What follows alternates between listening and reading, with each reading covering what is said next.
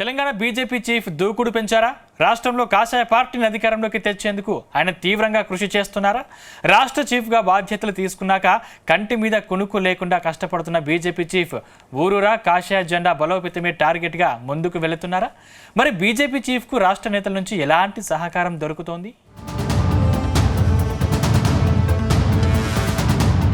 తెలంగాణలో అధికారంలోకి వచ్చేందుకు కాషాయ పార్టీ వేగంగా పావులు కదుపుతోంది.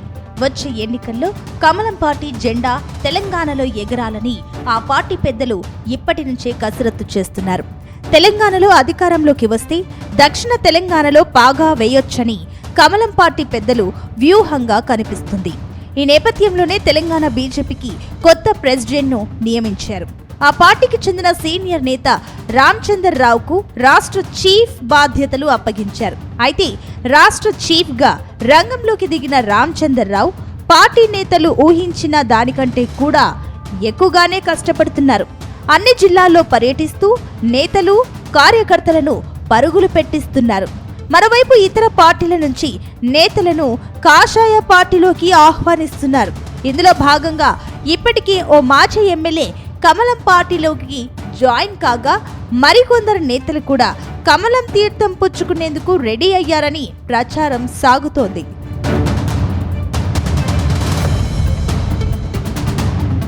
ఇటీవల బీఆర్ఎస్ పార్టీకి మాజీ MLA Guvvala Balaraju good bye చెప్పారు.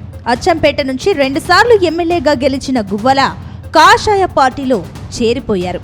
అయితే గువ్వల బీజేపీలో చేరడం వెనుక రాష్ట్ర చీఫ్ రామచందర్ రావు ఉన్నారు. మరికొందరు నేతలు రామచందర్ రావుకు టచ్ లో ఉన్నారని, వారు సైతం త్వరలోనే బీజేపీలో చేరుతారని అంటున్నారు. ఇదే సమయంలో స్థానిక సంస్థల ఎన్నికలపైన రామచందర్ రావు ఫోకస్ పెట్టారు. రాష్ట్ర వ్యాప్తంగా జిల్లా, మండల స్థాయిలో వరుస సమావేశాలతో పార్టీకి కొత్త ఊపు తెచ్చేందుకు ప్రయత్నిస్తున్నారు. అంతేకాదు మరికొందరు నేతలు కూడా రాష్ట్రంలో పార్టీని బలోపేతం చేసేందుకు గట్టిగానే ప్రయత్నాలు చేస్తున్నారు.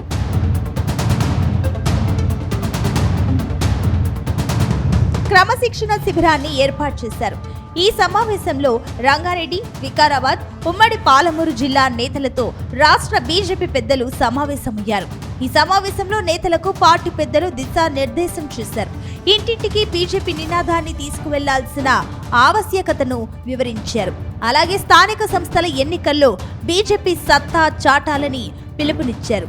మరోవైపు కేంద్ర ప్రభుత్వ పథకాలను ప్రజలకు వివరించాలన్నారు ఆ పార్టీ ఎంపీ డీకే అరుణ. అయితే స్థానిక సంస్థల ఎన్నికలే టార్గెట్ గా బీజేపీ పావులు కదుపుతోంది.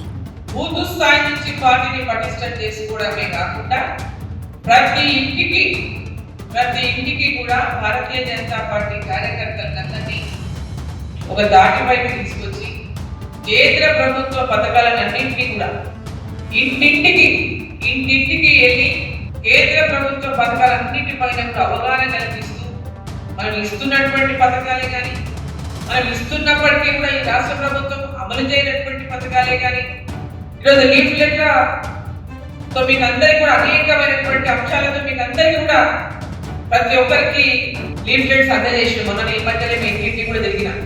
కానీ రోజు మనం చెప్పాల్సినటువంటి రోజు మనం కాగితం వచ్చినాం అనేది కాదు. ప్రతిరోజు ఎక్కడ అవకాశం వస్తే అక్కడ అంశాలపైన చర్చ జరగాలి. నలుగురు కూర్చున్నారంటే మోదీ గారి ప్రభుత్వం ఏం చేసిందో మనం చెప్పాలి. మొత్తంగా స్థానిక సంస్థల ఎన్నికలకు సంబంధించి మెజారిటీ మండల పరిషత్, జెడ్పీటీసీ స్థానాలను కైవసం చేసుకోవడంతో పాటు సింబల్ లేకుండా జరిగే సర్పంచ్ ఎన్నికల్లోనూ బీజేపీ మద్దతుదారులను గెలిపించేలా పార్టీ వ్యూహ రచన చేస్తున్నట్లు తెలుస్తోంది. అయితే రామచంద్రరావుకు పార్టీ చీఫ్ బాధ్యతలు అప్పగించాక పార్టీ పని అయిపోయిందని ప్రచారం జరిగింది. కానీ రామచంద్రరావు అందరి అంచనాలను తలకిందులు చేస్తూ పార్టీకి జోష్ తీసుకొచ్చే ప్రయత్నం చేస్తున్నారు. మరోవైపు రానున్న రోజుల్లో రాష్ట్ర చీఫ్ మరిన్ని సంచలన నిర్ణయాలతో ప్రజలకు మరింత దగ్గరయ్యేందుకు రెడీ అవుతున్నారని పార్టీ నేతలు అంటున్నారు.